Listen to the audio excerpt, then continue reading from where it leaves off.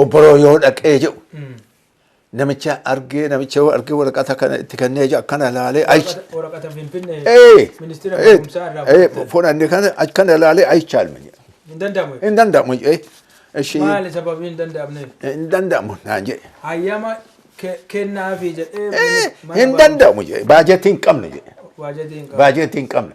Geetaayi nu baajetii wayittuu hin barbaannu ayichaalu jedhe. Baajetii callaa miti yookiin matsaafallee nuu kennaa miti. Hin qabne jedhe walumaa qabee. Wamaa hin qabne. Hin jiru ayichaalu jedhe. Hin danda'amu. Hin danda'amu jedhe. Barsiisuu hin dandeettan. Ishii jedhe ishii darasanyii naa kennaa jedhe darasanyii isaa eeggadhee isii fudhadhee otobusii macarrashatti deemee xumurmaa kaka'e isa argadhee birrii lama yoosa haga mojo. Birrii lamaan san kafalee mojo. Mojo bu'ee yoo jiru kaa Shaashamannee hawaasaa kun lufe. Isa eeggadhee dhabee beekamaa wannaa fe'aa wayi argadhee isa yaabbadhee isatu gara qe'ee nagachi. Waajjiroo Tirentaa yaabbattanii. Tirentaa yaabbadhee halkan deemaa bulee gale. Achi galtan. Kana keessa darbinee. Kana keessa darbinee gaaf kaani waan illee nu gargaare. Attamiin tana arganne amma rakkoo kana taanee attam ta'uu nu wayya jennee amma deebinee waggaa 51 kana. Amma Paaster Takilemaanut illee hennaa maraa harka sadii deebineerra. Amma ka xumuraa irratti Paaster Takilemaanut nu waamee nama amma hundi keessanuu hin deemina. Mina mala sadiin filaa jedhanii ijoollee nu sadiin filan. Paaster Ashirnaa fi Paaster Gamran Kaale ana. Nu filanii dabdaabbeen waraqata nu barreessanii obbo Efreem Boorootiin nu barreessan. Nama isaan beekanii. Efreem Booroo manguddoo yoo sanii hojii mootummaa kanallee hojii turanii yoo sanii Yeli Ulmokonnan Mattaasabaa Dirjiitii kana halaafii turaniiranii. Amma isa finnee isaan waraqata fuudhanii taayipii nurraa godhanii qabatanii timirti ministeerii nu fidan. Timirti ministeeriin yoo san duuba achi ta'amma haafa amma as beeka 4 kiiloo kana miti dudda duuba 4 kiiloo sani amma xoorataa ministeerii ta'eera. Achi nu fidanii bakka nu seen achi seenee inni ture haga sa'a tokko haasofsiisaa ture akka godhanii kunootii mishinee saba ijoollee kana barsiisaniiranii. Dur biyya Arsii kana yoo dhandhee jennu qawwee qabataa deemnaa adda mishineen barsiifte kun uummata isaanii barsiisuuf ta'anii fagaata kenneef jedhee isin maali? Ijoollee baalabbaa taate nuun jedhan. Nu ijoollee ciisan nyaate. Maali maal nyaata maal dhugdare wamaa hin qabnu nu baajetti hin qabnu attamiin hojjetan. Naasama wamaa isaa nyaata nyaannee waliin. Biyya keenya barsiisuu barbaanna. Kana jennee maarree farramsee isiitii dafa itti kan jedhe namachillee barreessee ofii itti farramee taayipii itti godhee horii isaa koottaa fudhadhaa jedhu achi fagaataa isa argannee galle. Galtan. Marii isaa fagaataa isa argannee gaaf kaanii asallatti Gamran Kaalii erginaa. Ani Paaster Ashirnaa fi hin gallee. Amma haga Finfinnee teennu kana haqaaqii qabbannaa bulla. Qabbannaa mana mishiinii bullee. Achuma wanti nyaannu daabboo tanii nyaataa qabbannaa firii nuu kennanii achi bullee achi nu gargaaranii waan kana argannee gallee gaaf galleellee komitee dhaabnee qara komitee dhaabnee amma gabbaa akka hojjennu jennee zamachaa itti goonee ijoollee yaa'anii barsiisan nama gara 200 faqaatanyaa nuu ta'eera. 200 san keessa nama gana hurattaniirtan ka barsiisuu dandeenya. Nageelleen illee ofii edanneedha. Ijoolleen nageellee maqaa fudhanneedha. Warra kuyyara Adventistii yaa baratu qofa duun taane nageellee ofii edanne. Kofalee dabaltanii. Kofalee obbo Yoosef nooliin jedhan. Gaafa waraqata kanaa gaafa nuu kennan Awraajjaa Cilaaluu duwwa. Awraajjaa Cilaaluu waradaa Nageelle Shaashamanne Kofale Adaame Tullu Cilaaluu Awraansaa Muunes Awraajjaa kana waradaa kana kana achi gara biraatti Deemtanii deemseen barsiisan. hin barsiisinaan. As keessa barsiisan. Barsiisan. Barnoota akkasiin jalqabdan. Akkasi jalqabnee gaafa isa jalqabnee jennu abbaan man gaafate iddoo mana gaafate maqiin illee dhandhee barsiifne yoo isa maqii wannoo jala. Urgee hayyama namni isin fudhatee barsiisaa jedhe hundattuu hin bantan. Hin banne. Naa warri naannoo nageellee jira Seefaa Mikael nabse Amaaru innillee nama cimaa nama nageellee barataa ture ofii Shaashamanlee Kuyyarallee waliin barannee akkasuma Saafaa Morkamoo Bufaa Midhaansoo Hogiifaa Asiraalaqaa Midhaansoo Hogiifaa namoota irraa fadheera nama arganne achi keessa illee ijoolleen obboleessi Yoosef Wattichaa Dootii Girgisaa fa'aa. Dootii Girgisaa illee bahe waggaa tooruu bahe obboleewwan Yoosef kun Gabra Gorgis Walde Gorgis illee bahe Obbo Biniyaam Saaddoo fa'aa. Biniyaam Saaddoo obbo Yoosef obboleewwan isaallee achiin hojjetanii isaan gubbaa kofaleessanitti jabeessanii hojjanii wal qabannee akka kanaan cimnee waan nu gargaaree saba keenyallee gara ifaatitti baasuu dandeenya. Kana jechuun warreen kuyyara barataa turan hedduu isaan warra kuyyaratti hin baranne namoota amma maqaa dhooftan kanallee hunduma sochooftanii naannoo barsiisuu dandeenya. Barsiisuu dandeenya. Shaashamannee. Waggaa gara 10 ol gara 15 ta'u barsiiftan. Akkas barsiifne haga dheengadda dargiin dhufe dhaabse. Haga 1966. Jahatami Itoophiyaati. 1974. 51. 51 irraa kaastanii. Kaafne haga 51. 66. Barsiisaa ture. Barsiisaa ture. Barnoonni isin yeroo san jalqabdan iddoon sunniin tokko elementarii tokko high schoolii ta'ee uniti namaa barataa guddataa akkaataa kanaan sosochiin xiqqoon kaateetini waan guddaa arganne dukkan uummata irraa mulqa jechuudha. Yaa kanaaf waanni akkuma waan ambiyoota raajota keessatti mee waan guddaa arguu jettanii ifa guddaa arguu jettan ka jedhe waan isaan nu argisiisee itti aansinee ammoo wangeelallee balbaltiin banamee wangeelallee barsiisuu jalqabna. Waan nu gargaare sabni baay'een gooftaa fudhatee mana barnootaa qofa hin taane wangeela iddoon itti waaqeffatan wangeellis labsamuu jalqaba. Manni barumsaa ergeen itti baramu sunniin hedduun iddoo mana itti waaqeffatan namoonni itti wal galee akkas ta'e. Gaaddisa jalatti jalqabne mukuma jala jalqabaa akkasuma gorsaa turanii waan nu gargaaree iddoo tokko tokko mana tamaarii isaanillee cinaa isaan itti waaqeffataa akkasuma irraan jalqabnee waan kun hagaadhaan guddisee ifa guddaan nu gahe. Wanta gaarii kun hin gaashbayyo. Waa tokko isin gaafadha. Bu'aa bayii kana keessatti mishineeriniif oldaan guyyaa 7ffaa waaqeffattu adventistiin hagam isin gargaarte waan kana irratti? Yaa baay'ee gaafii gaarii. Dhugumaanii kadhaa waaqaatti nu gargaaraniiran. Hinaa tokko tokko dorkaasitanallee ijoollee durbaatiif illee nuu kennani. Uffatallee nuu kennani. Yoo dhibamnillee nu gargaaran. Waa'ee fayyaa kana yoo itti iyyannee nu gargaaran. Nama mana barnootaa kana barsiisullee ijoollee achitti jabduu taatellee mana tamaariillee balbalti banaa fudhachuuf. Itti galchanii barsiisu. Nuu gal hin fudhatu. Warri barsiisu hoo wanti isaan argatan jiru? Wanti isaan argatan firii waggaa tokkocha firii mana tamaarii. Dhaqanii barsiisanii yoo deebi'anii nasaa baratu. Yoo tamalaalashii illee ta'an. Inni tokko ka adaarii keessa bahe adaarima deebi'ee akkasumatti adaarii nasaa baratu. Kanaaf hamilee guddaaf kaka'umsa guddaa isiniif ta'aniiran jechuudha. Baay'ee malee. Baay'ee. Utuu kun hin jiraanne wanta waan tokkollee hojjechuu fi ulfaata jechuudha. Uumaa balbala nuu bananii karaa qajeelaa afaan qajeelaa nutti dubbatanii abbootii keenyallee dhufanii hawwatii keenyallee dhufanii barsiisaa turan. Ijoollee keessan galchaa durballee galchaa dhiirallee galchaa haa baratanii jedhanii akkasumaan isaan callattillee achi keessaa ka dhufu callaa miti paastaroota hojjetoota nu uumaa.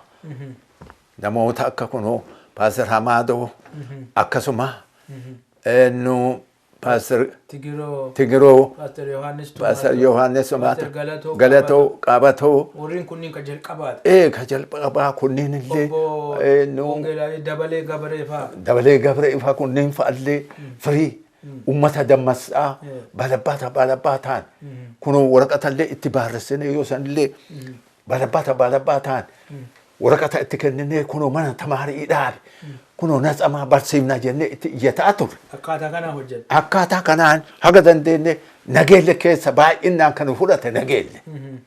Warra Shaashamannee illee xiqqoo hagana hundaa miti. Warra Kofalee illee wayya. Gara Hadaametuun illee akkasuma xiqqoo gurbaan tokko illee akkasuma gammachuu hedatoo jedhanii. Inni illee akkasuma warroon yoo san achi banii barsiisan roobaa heeyyii fa'allee dhaqqaboo Maarqos dhaqqaboo fa'a. Quufaa gammadoo illee gaarii innillee waan kanneen nu agarsiisa. Mee waan tokko isin gaafadha kabiraa. Jaarsotni biyyaa uduu isin wajjin hin dhaabanne uduu ofiiyyuu hin baranne. Isaan hubee baratanii hin jiran. Garuu uduu hin baranne warra isin waliin dhaabateeti.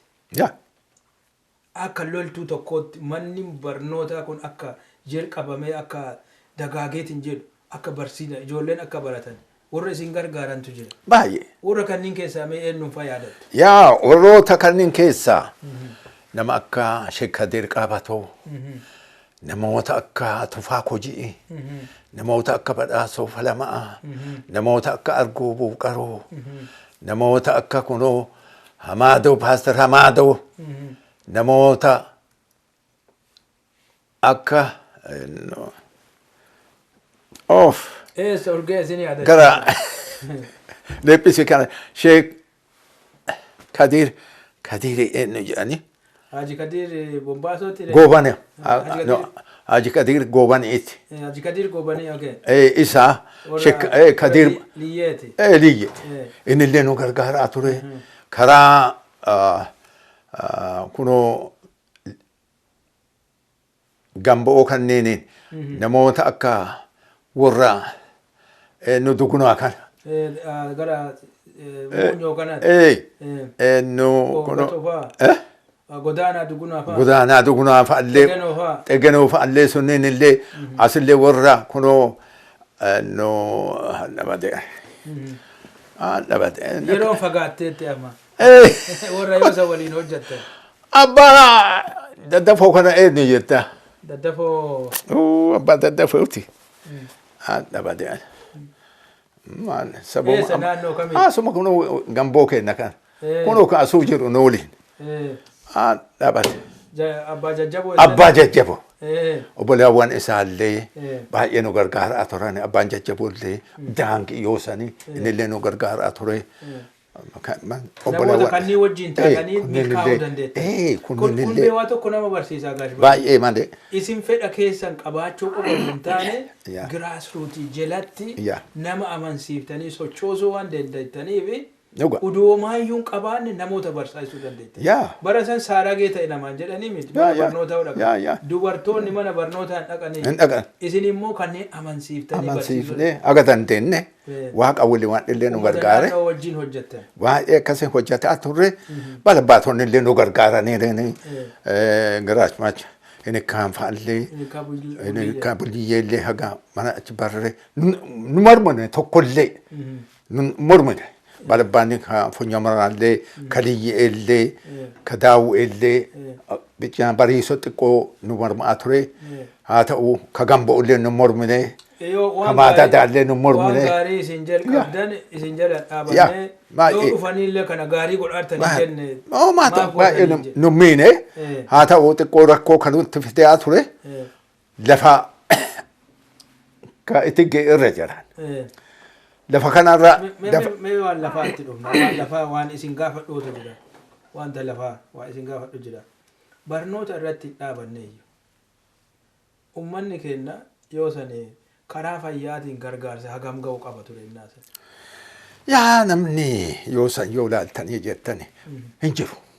manni fayyaa hin jiru kilinikiin keessattuu nageelleen illee hin jiru tashaashamallee tokko gara booda irra ijaaran hin jiru. Hospitaalli yoo jira hoosan ka. Hospitaalli waa isaa inni kan achiin booda yoo san jalqaba akkuma jalqabneen jalqaban isaan fagaataa argatanii dhufan. Isaan hin jira. Isaantu jira. Malee kana keessa Siraaroo nageelleen Shaashamannee Adaamii Tulluu hin jiru.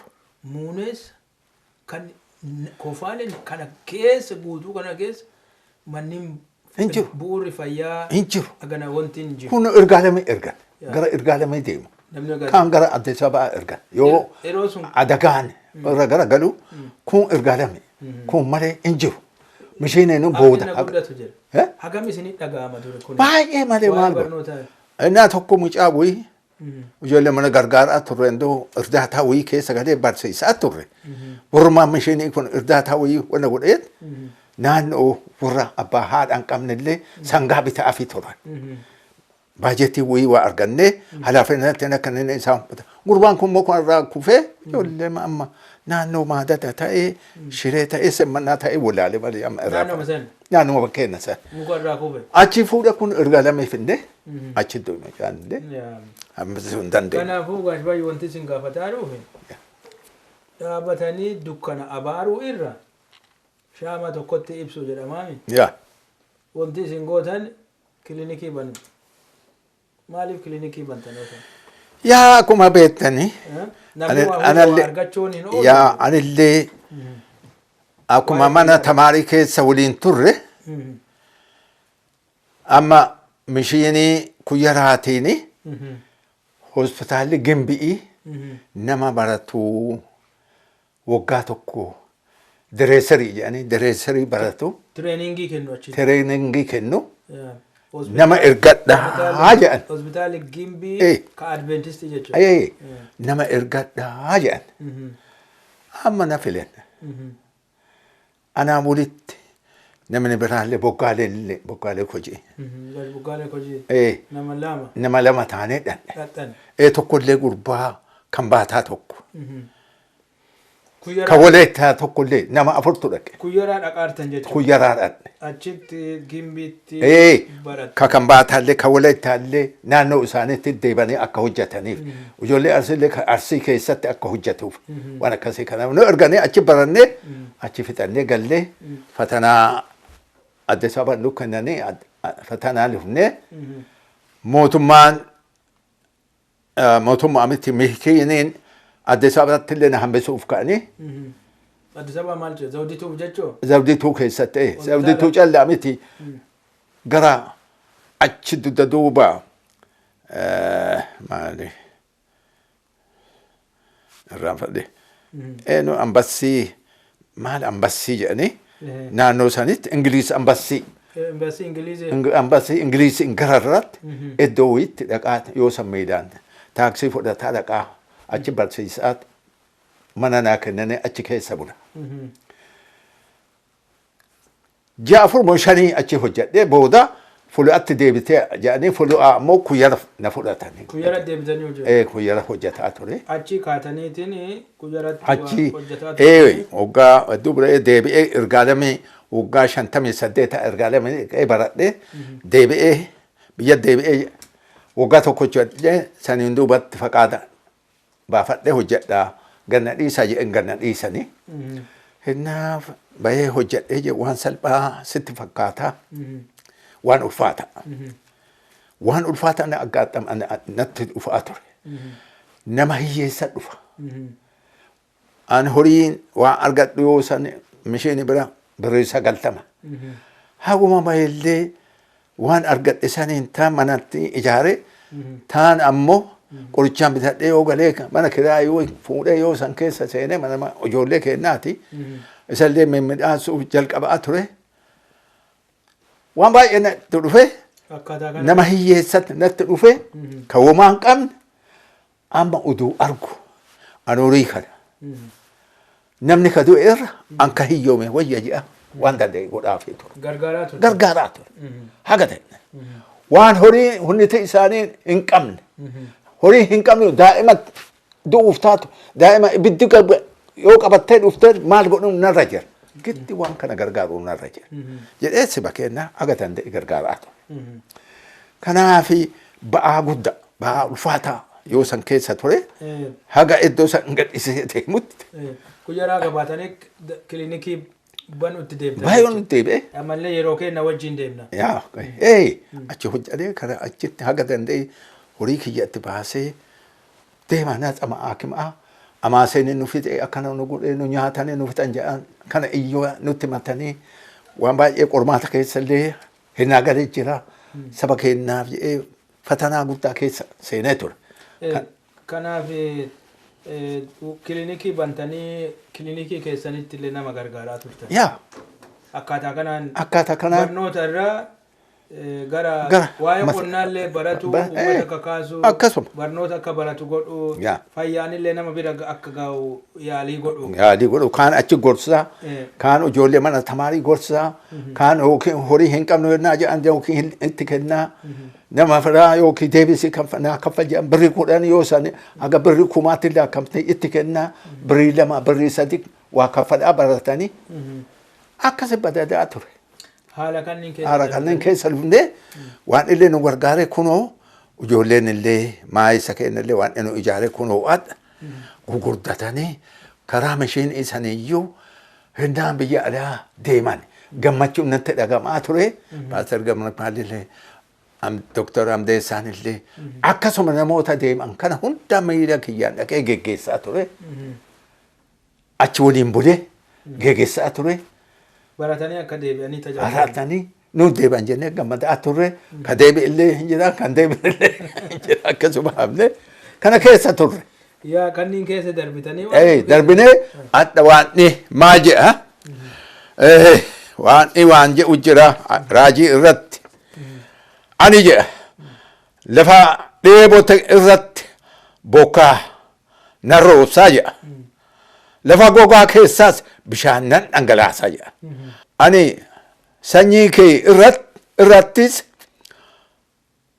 hafuura qulqulluu hafuura koo ijoollee kee irratti nan dhangalaasaa jedha. Kana Isaayyaastu dubbata. Raajicha Isaayyaas irraa dubbisa. Isaayyaas irraa dubbisa. Akkasuma waan nu gargaaree hafuura isaatiin waan nu ijaaree adda ijoolleen keenya doktoriinuu ta'anii piroofeesariinuu ta'anii kana arguun keenya waaqa keenya galanni haa ga'u jedha. Guddisee gammadaa baay'ee gammadaa hagadhaallee waaqa kiyya galata galchaa hinnaa sabni keenya sanuu mirga kanaa ka arganne sababii obbo Efreemiti balbala kan hubane. Efreem Booro. Amaanu'eel Booro. Amaanu'eel illee yoo san miira isaatiin deemee naannoo keenyallee gorsaa ture. Akkasuma namni yoo san naannoo san jabaatanii tubsan nama obbo Kabbatee Daaqaa kunillee akkasuma obbo Bayyanee Dhaabaa hin beektaa innillee killinni keessanii bahee barsiisaallee ture waan namoota akkanaa kanneen balbalanuu banee nuu erge. Kunneen qooda guddaa godhaniira baay'ee guddaa hojjetaniira. Paaster Taklamaanut Rabbi kunoo maatii isaaniillee biyya lafaatti bal'isee haa ta'u malee akka isaanii san akka saba isaaniitiin hojjan baay'een hin taane garuu waan biyya keenya saba godhee sanuu ergee addallee kunoo biyya biraatiin awwaalinaa jedhanii achi awwaalaman guyyaadhaatti. Ilmi kiyya hangafa naannoo san jedhee. Naannoo san jedhee. Achitti. Waan tokko isin gaafadhu gaashbayyuu isin amma umurii dheeraa waan isiniif kennee teennee wajjin akkanatti yoo haasofnu kana hundumaa yaadattanii yeroo dubbattani dhugumaan waan inni guddisee isin eebbisee jira. Ameen eebbifame. Namni yeroo gabaabaa keessatti waa baay'ee irraanfata. Kana hundumaa duuba deebitanii yaadachuu keessaniif wanta guddisee gaarii waan inni isin haa eebbisu ammallee umurii dheeraa isiniif haa kennu jenna. Eebbifama. Ijoollee hedduu hortanii itti abarrash wajjin ilmaa fi intala hedduu hortanii akkuma jiru hundumti isaanuu biyya Ameerikaa kana jiru maatiin baay'ee as jira. Ijoollee keessan qofa duun taane ijoollee keessanillee argita. Namni eebbifamaan ijoollee isaa argaa jira sagalee irratti. وإكنا إسن إبز يا تكا ما إننا mana tamarin ofii dhufnu durbite nan jirtu komitee godhanne kanallee murteeffanne dafa barbaada as galfadha jenne yoo san baanee barbaanne arganne hawataa fudhataa butaa fudhataa ofii barsiifne mishin inillee nu fudhatanii nu adaari yoo gallee jiraanne isi adaari galchine achi baanee qe'ee kennab deebinee tawalaalashii taanee haga waggaa tokko akkas barataa turre waan akkanaatiin yoo san ijoolleen adhallee kunoo lubbuun jirani obboleetti obbo Ifreem isi ajjettu takka iyaraati Yerusaalem sisteri Mirati yaani sister Mirati Booroo dadhabaniirani yoo san isinillee biyya keenya keessa deemtee gorsaa turte. dubartoonni kunoo ilaalaa jennee akkasuma sabni yeroo sanuu dammaqaa ture namni yaa ijoollee durba Eertiraa keessa durba dhufee barata biyya Wallaggaa Oromoo keessa Oromoo Wallaggaa calla hin jiran Pastor Taklaayimaan ijoollee Pastor Taklaayimaan duwwa hin jiran Oromoo namni baay'een hin jiru kanaafi waan balbala san yoo san argaa turre namoonni yoo san dhugumaan saba keenyaaf dheebatan nama hedduu anama namoota garillee irraa fadheera nullee amma waan nu ijaare kunoo namoota nu gargaaree nullee yaalii goonee milkoofnee adda kunoo doktoroota argannee biyya keenyatti paastaroota illee nu ijaare waan achitti illee doktoroota argannee piroofesaroota argannee biyya alaa kanatti illee nullee dhufnee biyya alaa kana arguun kiyya jireenya kiyyaan waaqa kiyyaa galata gachaa anas ufaan barbaadu hin barbaadu namuma ofii dandeenye erguuf haga dandeenye nama hedduu waasii ta'eeraan biyyatti biyya biraallee ka deeman biyya hindi kanallee barnoota nama hedduu waasii ta'eeraan yoo san nama waasii namaa ta'u hin jiru gaafate ko sin gaafadha ka xumuraati kunin kanaan xumurra dhaloonni amma jiruuf booda dhufullee fedhan keessa maaltu akka hojjetamu barbaadan isin bara keessan mootummaa keessattis church keessattis hawaasa keessattis karaa barnootaatiin karaa fayyaatiin waan adda addaatiin qooda irraa fudhattaniirtan dhaloonni amma jiru kunis ka booda dhufus maal akka fedhu irraan keessan baay'ee waan galatoome gaafii cima dhaloonni takka kan isin dabarsitanis yaa anillee akkuma beektu karaa meeshaan ittiin illee dhaladhee waan hafuura qulqulluun illee dhaladhee haga danda'a saba kiyyaa ija tiyyaa waan argaa jiruuf saba keenyarra waan ga'aa ture waan saba keenya dhibeen illee miidhaa karaa biraa mootummaatiin illee irra gahu yoo laalu ani lubbuu kiyyaan hagana tura jedhee ufiyyaan garuu waaqa gadhaatiin nagaa illee galanni isaa gahu adhallee wanti namoota kanaa dhaama wal beeka waaqa beeka namni yoo wal beeka waaqa beeka saba keessan illee eessa akka baatanii dhuftan illee uf laala baatan illee irraanfatina yaa eessa akka baatan laala adha nyaannee dhunnee quufneerra hulemaa bullu tanaa jijjiiraa deemaa jirra mana bulti illee jijjiiraa deema mee saba dheebota jira beela'aa jira yaboo dhiiga qabdani adaadaa eessumaa durbii qabdani warra irraa dhalattantu jira uf duuba laala eessa akka jiran kanallee laala ijaara dhaaba waan isinillee dhaaba maayisa keessanillee hin dhaaba adha waaqa galanni haa gahu doktorii piroofesarii argaarra mee waan asumatti biyyuma alaa kanatti akkasuma taatanii piroofesar jettanii asitti naaf hina mee ijaara biyya keessatti